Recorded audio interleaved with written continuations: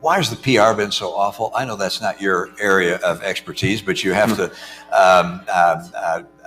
have some thoughts on that, which is, I mean, as you've said, why has Hamas disappeared in terms of public perception? An offer is on the table to have a ceasefire, and yet the world is screaming about Israel. It's like, why aren't they screaming about Hamas? Accept the ceasefire, bring home the hostages. It said it's all the other way around.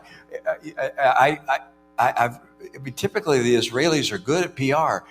What's happened here? How have they and we been so ineffective at communicating the realities there and our point of view?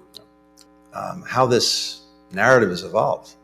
Yeah, it's a great question. I don't have a good answer to that. One can speculate about what some of the causes might be.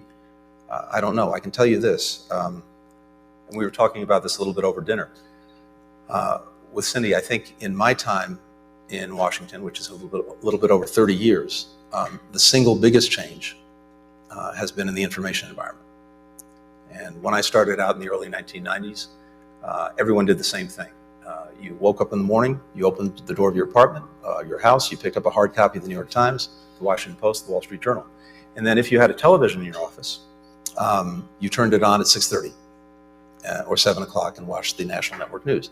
Now, of course, we are on an intravenous feed of information with new impulses, inputs every millisecond.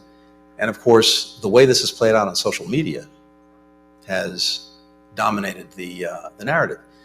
And you have a social media ecosystem environment in which context, history, facts get lost, and the emotion, the impact of images dominates. And we can't discount that. But I think it also has a very, very, very challenging effect on the narrative.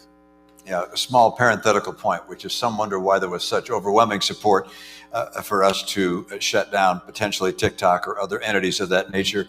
If you look at the postings on TikTok and the number of mentions of Palestinians relative to other social media sites, it's overwhelmingly so among TikTok broadcasts. So I'd note that's of real interest, and the president will get the chance to make action in that regard.